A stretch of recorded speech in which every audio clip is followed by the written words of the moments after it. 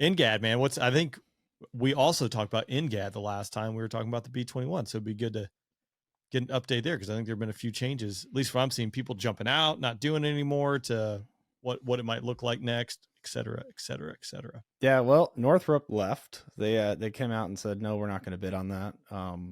The Lockheed and Boeing are still in it. The engine providers are, the usual suspects. So you have Pratt and GE.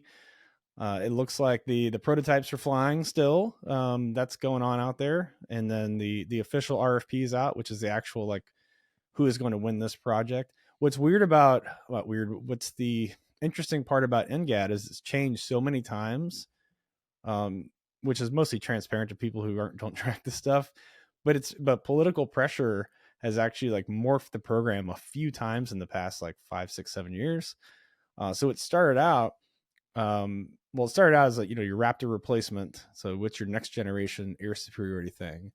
And then it turned into a Century series. We can rapidly iterate to restore the industrial base, advance designs, and take all that money we talked about in that sustainment part of a program and dump it in the beginning.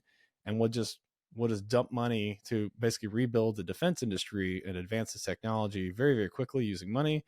And we're just not going to sustain it for 30 years like we do normally with an aircraft. Like, okay, we'll go back to the Century series model. We invest in a whole bunch of aircraft. We learn a lot. And then we kind of pick one that works and we kind of stick with it. Well, then that changed. Oh, and the government wanted to own everything. They wanted to be what's called a lead systems integrator. And then that changed. We're like, hey, that's actually a lot of money to keep this many businesses building this many aircraft. Like, and then these aircraft, by the way, are like hundreds of millions of dollars each, right? So that bomber we talked about, it's like 750 million. Imagine if like 2 fighters were the cost of 1 bomber. Like that's the kind of price point that they're, looking at. So you're not going to be able to buy a lot of them, right? And then you fall back into the trap of like the Raptor. The Raptor's great, but there's only so many Raptors, right? 187 plus or minus 1 or 2. And Yeah. they can't be everywhere all at once. It can be the best thing in the world, but if you don't have enough, like, doesn't matter, right? So it's a weird situation. Now the latest iteration is they're going to pick one platform as the winner, and that's the one they're going to kind of press along with for a while. So it's kind of devolving back into like a status quo industry type program. But it did have same ambitions, so I give them that for trying. Next year, so 2024, they're going to pick a winner. Whether or not they announce who it's going to be, I don't know. I will say that I think Boeing is doubling down that they think they're going to win that program. They spent like $1 billion building a new facility next to their St. Louis headquarters, where the old McDonnell Douglas headquarters was. Okay. So they just broke ground to build a new LO coding facility there. Most people don't realize this, but fun fact: most of Boeing's programs are built on Boeing-owned facilities. Most of Lockheed's aircraft programs are built in government-owned facilities, so they don't own the buildings; they lease them, or they're government provided. And so Lockheed sits in the building; they make the aircraft, like the F-16, like Fort Worth. Like the government owns that whole facility. It just has Lockheed's, Really? that's a Plant 4. I believe that's U.S. Plant 4. But yeah, Lockheed's name's been on the building forever. Where like Boeing, they bought McDonnell Douglas, and so they inherited their facilities. That's why St. Louis has all of those aircraft lines connect to the airports from McDonnell Douglas, back in the Cold War. So it's an interesting dynamic. I've walked all the lines. So you see like the Boeing lines, and you can see how they do things, and you see the Lockheed line in Fort Worth with the F-35 and how they do things. And they're just different economic models, just how they were incepted and over time, and how it's developed. So when you get to like the T7, if they want to build an attack variant, like someone's going to have to build a building for it or something. There's no production line for those derivatives, let alone like, actual like operational capabilities and stuff. But yeah. Yeah, there's a lot of moving parts. That's interesting. I did not know that, because I just assumed like Plant 4, or the plant terminology for Lockheed, because a lot of the buildings are called that, was just like as a historic piece back from like World War II. And Well, they've been in there since like World War II. They used to build B-24s. Like they were pumping out like they were pumping out like 150 bombers a month out of that same line that the F-35 is on right now. It's crazy. Isn't that wild? Yeah, It's wild. crazy. Not as much tech going in those things, but No. that's still pretty. That's pretty impressive to crank out that many pieces of metal that can fly through the air. Yeah, well, that was the same line that the Viper was originally on, and the Viper they were pumping out like one a day. Yeah, which is like that's pretty good. I'm curious. I'm trying to go to Greenville and check that out because Bahrain slate. I don't know when Bahrain's getting their Block 70, but they unveiled it.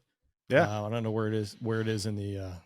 What's the Block 70 that just got delivered? One of them just it's maybe it got unveiled but not delivered. Maybe that's what I'm thinking of. Yeah, it was maybe 4 or 5 months ago. They did like the big unveiling of it. So I don't know where it is in the delivery timeline. The Bahrain Air Show is in 2024. Like you would think that's probably gonna be an opportune time to showcase the Block 70 as it's zipping around Bahrain. Oh yeah, absolutely. Which Bahrain's. And then this week is the Dubai Air Show while we're recording. So I expect to see a very unique F-15 QA air show. I hear lots of things about it, so be curious to see how it actually pull it off. It's what, because I did the Dubai show 2017. Really interesting, from coming from like the air show world to go there because it's a huge air show. They had every nation. China had their J-10s flying around. The Russian Knights were there. I think China's demo teams like the Augusta, so like they were there. But all this stuff's flying around. Like people are watching, but it's really not the main focus of it. It's selling and buying aircraft. And that one, maybe I told you, it's like I was there and like UAE was signing multi-billion-dollar contract for new planes. Is it gonna be Boeing or Airbus? And they're making the announcement. They do like a newspaper they put out every single day for the trade show. Mm-hmm. And then like Tuesday they made the announcement. Airbus thought they had this thing locked in place and it was going to be them, and Boeing won. And it was like WWE announcement style. Like I thought it'd be at a boardroom like, hey, no, thanks, Paco. We're going with Boeing. But it was like, no, everyone building this auditorium and it's like, and the winner is, and like holding up, Boeing's hand. Everyone's like cheering. Airbus, their souls are crushed. We're like, wow. Like it was just ruthless. You better have a video link when you make this because it's like, oh my gosh. You just think like this is not like, it was not calm, collected, formal whatsoever. I mean, it was like rowdy and you suck because you lost and just rubbing it in their face. Man. It was wild. And then meanwhile, like Lockheed, like they had signed a very, it was probably like $1 billion contract with UAE for sniper pods. But like, we did that, a few months ago and we just announced here, but it was just like, that was kind of like what I expected. It's like, we signed this deal. Look at us. And it was like a little bit, but the whole like Boeing, Airbus, what's UAE buying, what's Emirates getting, it's pretty epic. There is a whole like business beat that does commercial aviation like that, that just tracks the industry for commercial. Like Aviation Weekly is a great one. They're like lots of experience. Those guys are great. But yeah, it's a thing. It'd be kind of weird if it was like a defense, like if it was a military program, it would be kind of awkward, right? Like, read the room, man. Like, no, like we build these weapons so we don't have to use them, right? It's like deterrence theory, not like our killing machines better than yours. Yeah, right.